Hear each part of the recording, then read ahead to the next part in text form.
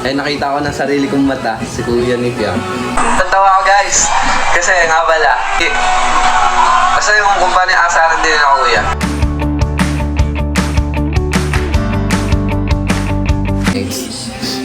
Ano? Si Piang Kalog.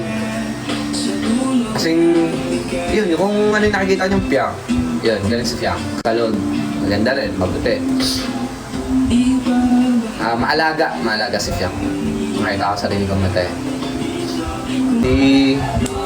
Yung JM Piang, kala ko sa mga edits lang. Ay nakita ko ng sarili kong mata, si Kuya ni Piang. Kapatid ba talaga? Oh guys, inagawan niya ako ng kapatid eh. Kala ko ako yung kapatid dun sa loob eh.